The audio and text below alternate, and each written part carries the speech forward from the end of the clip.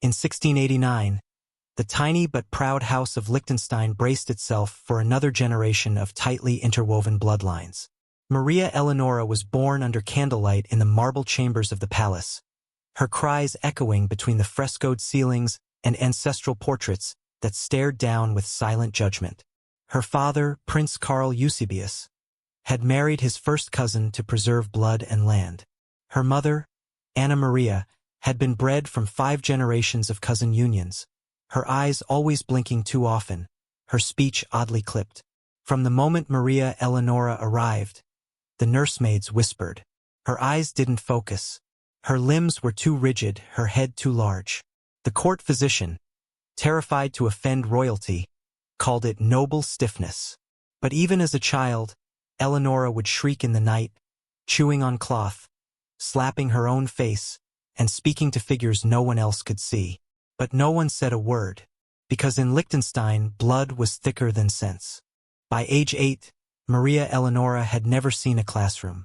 Her education took place under the hedgerows and rose arches of the palace garden, far from the eyes of visiting ambassadors.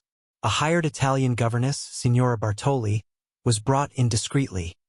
She was told Eleonora had a sensitive temperament. What she found instead was a child with startling intelligence trapped beneath layers of bizarre behavior. Eleonora could recite Latin prayers backwards, sketch a cathedral from memory, and mimic a person's voice after hearing it once. But she screamed when touched. She could not bear music, and she tore apart her embroidery with trembling hands. She insisted the hedges whispered to her, and claimed her ancestors' ghosts hid in the fountain's reflection. The court dismissed her quirks as spiritual sensitivity, a prized trait in Habsburg-adjacent dynasties. But Bartoli kept a secret journal, writing, "The girl is brilliant and broken, like glass under pressure. The bloodline has cursed her from the womb." Her cousin Friedrich, 5 years older, began joining her lessons. The plan was clear. He would be her future husband, to keep the land in the family. Eleonora called him the Crow, and refused to look at him, hiding behind shrubbery. But no one ever asked her what she wanted. She was property, and madness in the Liechtenstein line was an heirloom. In 1705, on her 16th birthday, Maria Eleonora was formally betrothed to her cousin Friedrich. The engagement was celebrated in the Golden Hall beneath chandeliers that dripped with crystal and silence. Courtiers in powdered wigs toasted with trembling hands. The bride-to-be sat motionless in a crimson gown, her knuckles white, her expression unreadable. The contract was drawn in gold ink on calfskin parchment. Property, titles, and 2 castles would remain safely within the Liechtenstein vault. Eleonora, for her part, didn't speak. She hadn't spoken for 3 weeks. When asked to sign, she dipped the quill in blood from her pricked thumb instead of ink. The priest said it was an omen of deep passion. Her governess wept silently behind a column. Friedrich, tall and expressionless, kissed her hand as dictated. He too had been shaped by inbreeding, prone to seizures, emotionally cold, and fascinated with anatomy. Behind closed doors, he dissected birds and frogs, naming their parts in Latin. After the ceremony, Eleonora fled to the stables and sat beside a dying mule for hours, whispering secrets into its ear. The servants called her the red-eyed ghost. The wedding would be next spring. The palace was already preparing the nursery. The wedding of Maria Eleonora and Friedrich von Liechtenstein was a spectacle for the archives, but a nightmare for the bride. Spring had just broken through the alpine frost, and the church bells rang through the mountain valley like iron laughter. The villagers gathered to glimpse the procession, but the bride never looked up. She wore a veil so heavy with pearls it nearly broke her neck. Her dress was silver-threaded silk imported from Venice, but her feet were bare. An old family superstition said it would protect her fertility. Her eyes were hollow, her lips sewn shut by sheer will. Friedrich stood waiting with a crucifix in hand and a wolfhound at his feet. He smiled once, but it was the kind of smile children fear. During the vows, Eleonora fainted. Her governess tried to rush forward but was held back. The priest muttered Latin as if racing death itself. When Eleonora awoke in the bridal chamber, the door was locked from the outside. A music box played over and over. She curled in the corner, clutching a family tapestry like a second skin. Friedrich would enter only once each night, wordless. His boots never left mud prints. He carried a vial of laudanum and made her drink before touching her. She dreamed of gardens that bled. In the winter of 1706, the palace fell under a hush darker than snow.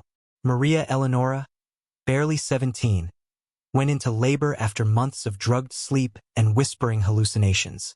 The child was born early, silent, blue, and cold. A girl. The midwife swaddled her in velvet, but Eleonora never held her. She stared at the ceiling the entire time, muttering. She heard them. That's why she left. Friedrich refused to bury the infant in the family crypt.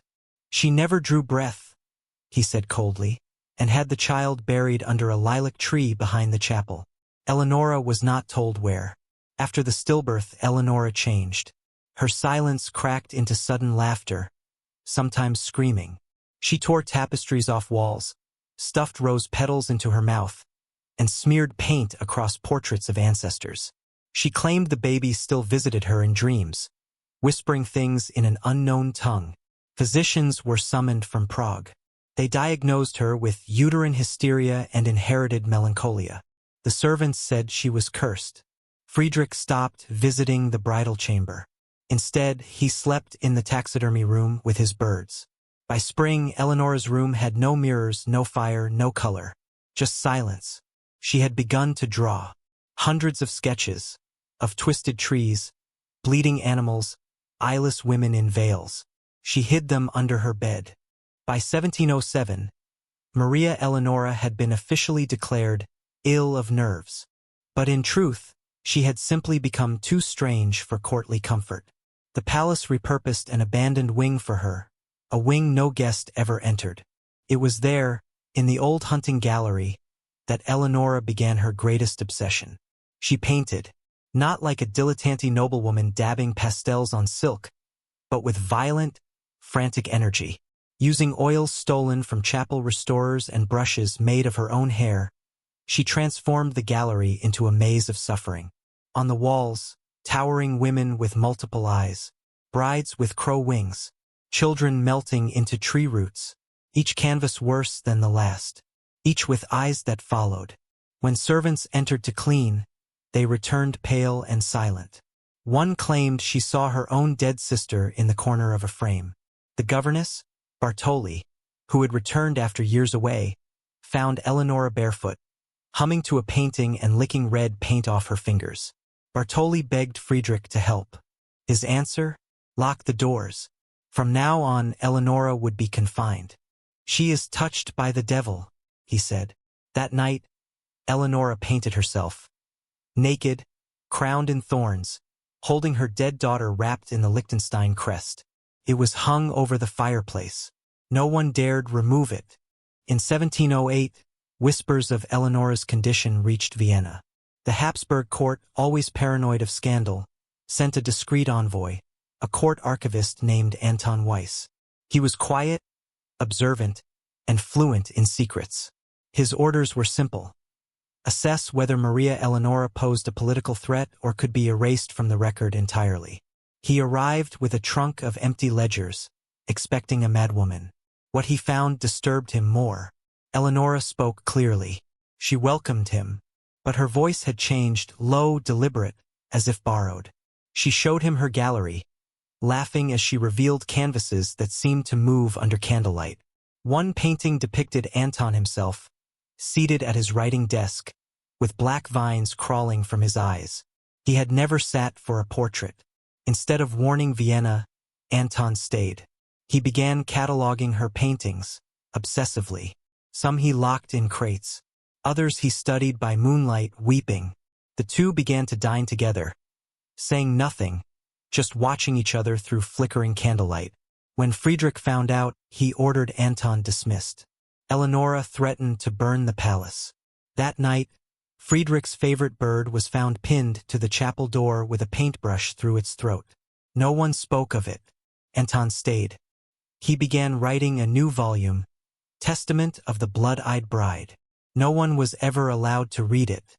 In the winter of 1709, Maria Eleonora vanished for 6 weeks. The palace claimed illness. The servants whispered of shrieking in the walls and the sound of dragging chains at night. When she reappeared, she was pregnant. No one asked by whom. Anton, the archivist, said nothing. Friedrich refused to acknowledge the child. And yet, Eleonora grew impossibly large. Her belly moved in unnatural rhythms. She claimed the twins spoke to her through the paintings, and that they had no father, only ancestry. In April, she gave birth to twins.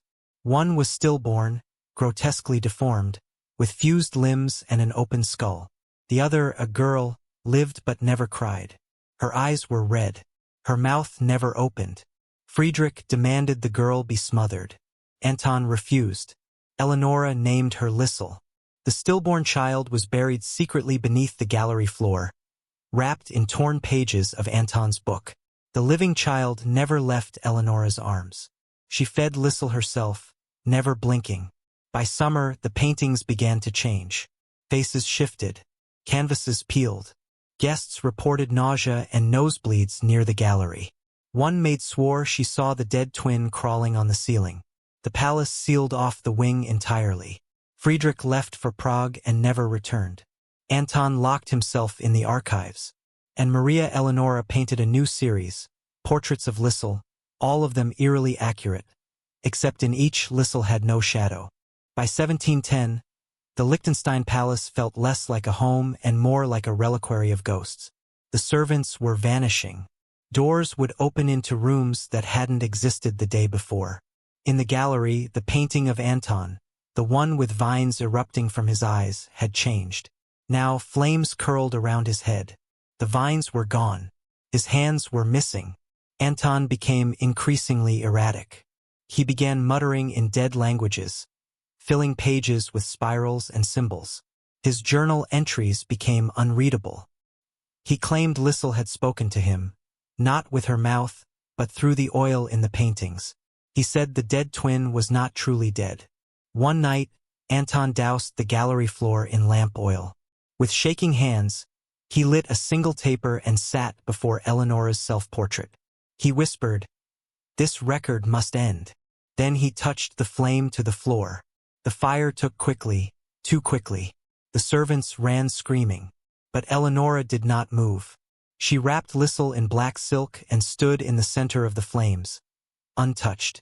The fire obeyed her. It burned only the walls, the portraits, and Anton himself. By morning, Anton's body was found in a perfect circle of ash. His eyes had been torn out. The painting of him charred but still intact. The palace archivum was sealed with chains. Inside, only ash and one surviving manuscript remained, Testament of the Blood-Eyed Bride. Eleonora never spoke of the fire. Lisel still had no shadow, but now she smiled. Years passed, and Maria Eleonora was no longer spoken of in the court. The Habsburgs erased her from the official genealogy. Friedrich remarried in Vienna, but deep in the Liechtenstein palace, behind iron-bolted doors, Eleonora remained with Lisel. Visitors came less and less. Those who did described a child who never aged. Always 5 years old. Always silent. Always watching. The gallery had changed. Eleonora had begun painting on the walls again, this time with Lisel beside her. The child held the brushes. The portraits they created were never complete. Each left a face unfinished, a hand smeared, or a shadow misplaced. One servant, driven by curiosity or madness, snuck in to see the paintings. He was found the next morning in the chapel crypt, having torn out his own tongue, eyes gone white. On the wall beside him was a new painting. His own face, screaming, mouth sewn shut. The final known work of Maria Eleonora was discovered in 1718. It was a massive canvas, 12 feet tall. At its center, Lisel stood in a blood-red dress. Around her, the entire Liechtenstein bloodline, dozens of ancestors, fused and twisted, bound by roots, thorns, and umbilical cords of gold. At the top, Eleonora hovered above them all, arms outstretched, eyes bleeding. But no one painted it. Eleonora had died weeks earlier. and Lisel had vanished. No prints, no breath, no shadow. The painting still hangs in the sealed west wing, behind velvet drapes. They say if you peel it back at night, Lisel's eyes follow you,